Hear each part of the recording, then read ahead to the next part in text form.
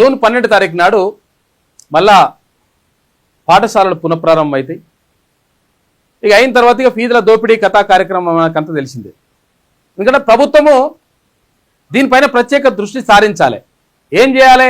ఫీజుల నియంత్రణ కోసం ఎటువంటి కార్యాచరణ రూపొందించాలి, ఫీజులను అదుపు చేయాలంటే ఇక్కడ జూనియర్ కాలేజీల్లో కానీ, ఇక్కడ పాఠశాల విద్యకు సంబంధించి కానీ, అక్కడ ఇంజనీరింగ్ సంబంధించి కానీ, ఇక్కడ మెడికల్ సీట్లకు సంబంధించి కానీ ఫీజుల నియంత్రణ అనేది ఉండాలి. కానీ ఫీజుల నియంత్రణ ఉండలేదు ఎక్కడ కూడా. కారణం ఏంటంటే ప్రభుత్వం దీని గురించి ప్రత్యేకంగా పట్టించుకోవడం లేదు, ప్రత్యేకంగా దీనిపైన దృష్టి పెట్టడం లేదు. ఎందుకు పెడతలేదు అంటే మాకెందుకు లేదనుకుంటున్నారు. ఎందుకంటే ఒకవేళ ప్రభుత్వ పాఠశాలను బలోపేతం చేస్తే మరి ఏందో తెలియదు. కానీ పాలకులు గతం నుంచి ఇప్పటి వరకు అంటే 78 సంవత్సరాల నుంచి గడుస్తూ ఉంటే ఇప్పటి వరకు ప్రభుత్వ పాఠశాలల్లో చేర్పించాలంటే పిల్లల్ని తల్లిదండ్రులు భయపడుతున్నారు. నిజంగా మరి అక్కడ క్వాలిటీ టీచర్స్ ఉండరా అంటే హైలీ క్వాలిఫైడ్ టీచర్స్ ఉంటారు. ప్రభుత్వ పాఠశాలల్లో హైలీ క్వాలిఫైడ్ టీచర్స్ ఉంటారు. పోటీ పరీక్షల్లో లక్షలాది మందితోటి పోటీ పడి అందులో టాప్ ర్యాంక్లో ఉన్న వాళ్ళు ప్రభుత్వ టీచర్గా ఉద్యోగం పొందుతారు. మరి అంత మంచి క్వాలిటీ టీచర్ ఉన్న తర్వాత మనం ఎందుకు పంపిస్తలేం? సరైనటువంటి సదుపాయాలు లేవు. ఒక దగ్గర పెచ్చులుడు పడితే ఒక దగ్గర బిల్డింగ్ కూలిపోతుంటుంది, ఒక రకరకాలుగా ఉంటుంది పరిస్థితి. తాగుతందుకు నీళ్ళు ఉండయి, పోస్తందుకు కనీసం టాయిలెట్స్ కూడా ఉండయి. ఆడపిల్లలకు కూడా ఇబ్బంది పడుతున్నటువంటి పరిస్థితి. అంటే ఇటువంటి పరిస్థితుల్లో మరి ఎట్లా పాఠశాల విద్య బలోపేతం కావడం ఎట్లా? ఇక్కడ జూనియర్ కళాశాల దోపిడీ ఏదైతే ప్రైవేటు కార్పొరేటివ్ కాలేజీలు ఉన్నాయో వాటి దోపిడీ ఆపేది ఎట్లా అంటే ప్రభుత్వం దగ్గర ఉంటుంది.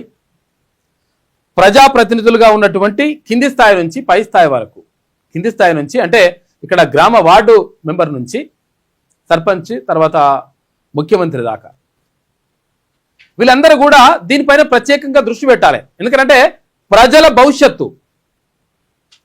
భవిష్యత్తు ఈ విద్య మీదనే ఆధారపడి ఉంటుంది. అందుకని ఒక ఫిలాసఫర్ చెప్తాడు, ఏది దేశ భవిష్యత్తు అనేటువంటిది 4 గోడల మధ్య నిర్మాణం అవుతుందని. 4 గోడల మధ్య అంటే ఇక్కడ పాఠశాల గదులు. మరి అటువంటి పాఠశాలలకు ప్రభుత్వ పాఠశాలను బలోపేతం చేయాల్సిన అవసరం 1000% ఉన్నది. ప్రభుత్వ పాఠశాలలు బలోపేతం కావాలంటే ఏం కావాలి? అక్కడ నాణ్యమైన విద్య అందుతుందనేటువంటి నమ్మకం విద్యార్థుల తల్లిదండ్రులకు కలగాలి. మరి కలగాలంటే ఏం చేయాలి? అటువంటి ఫెసిలిటీస్ నిజంగా ప్రభుత్వం కల్పించాలి. తర్వాత తల్లిదండ్రులు కూడా ఏమనుకుంటారంటే చాలా మంది అసలు యాక్చువల్గా అంటే పాపం వాళ్ళకు దారుణమైన పరిస్థితులు ఉంటాయి ఇంట్లో. కానీ పక్కోడు ప్రైవేట్ స్కూల్లో వేస్తే మా పిల్లగాని తీసుకుపోయి గవర్నమెంట్ స్కూల్లో వేస్తే ఎట్లా అని చెప్పేసి ఈయన కూడా అప్పు చేసి ఉన్న సొమ్ములు అమ్మి తీసుకుపోయి ప్రైవేట్ స్కూల్లో వాడేస్తాడు.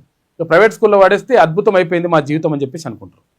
అక్కడ నిజంగా చాలా పాఠశాలల్లో, ప్రైవేటు స్కూళ్ళల్లో, చాలా స్కూళ్ళల్లో, కార్పొరేట్ స్కూళ్ళల్లో, కార్పొరేట్ కాలేజీల్లో కూడా క్వాలిఫైడ్ టీచర్స్, క్వాలిఫైడ్ లెక్చరర్స్ అక్కడ ఉండరు.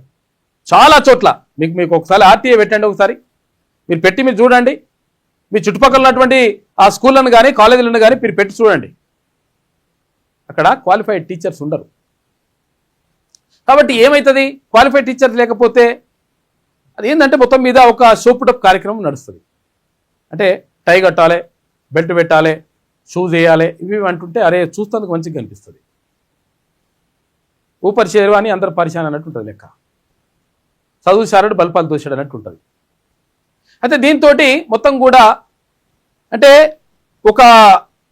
ఒక క్రియేట్ చేస్తున్నారు. అంటే ప్రభుత్వ పాఠశాలలు కాకుండా ప్రైవేట్ పాఠశాలల్లో అద్భుతంగా విద్య ఉంటుంది అనేటువంటి దాన్ని క్రియేట్ చేస్తున్నారు. క్రియేట్ చేసి దాంతో ప్రైవేట్ పాఠశాలలకు పంపించడం, ప్రైవేట్ పాఠశాలల్లో చదివిపిస్తే, విద్యా సంస్థల్లో చదివిపిస్తే మేము గొప్పలం అన్నట్టుగా ఫీల్ అవ్వడం తల్లిదండ్రులు కూడా అయిపోయింది. ఇట్లా నారాయణ శ్రీ చైతన్య అంటారు, మొత్తం యాక్చువల్గా లంగ సంస్థ అది.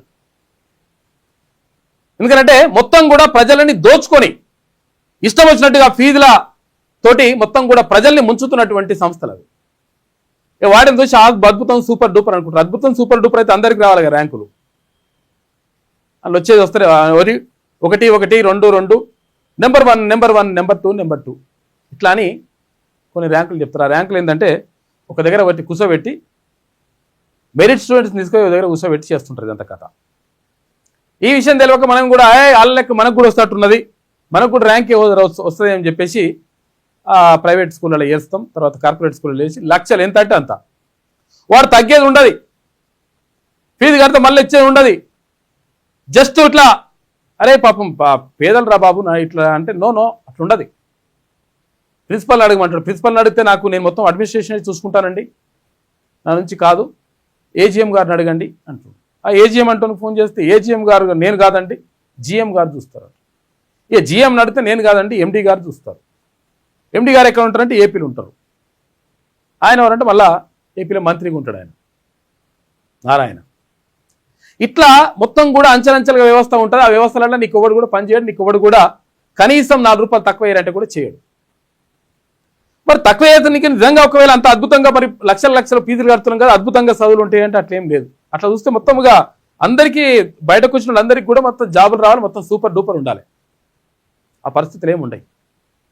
వాళ్ళు ఏం చేస్తుంటారంటే విద్యార్థులని, అందుకనే ఒక ఫిలాసఫర్ చెప్తాడు, పాఠశాలను పూల తోటగాను విద్యార్థులను పూల మొక్కలుగాను ఉపాధ్యాయుని తోటమాలిగాను వర్ణించడం జరిగింది.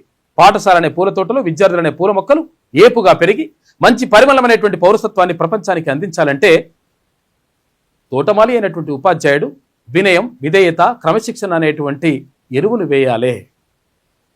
అప్పుడు ఆ విద్యార్థి అయినటువంటి పూల మొక్క ఏపుగా పెరిగి ప్రపంచానికి మంచి పౌరసత్వం అనేటువంటి పరిమళాల్ని వెదజల్లుతుంది అని చెప్తాడు.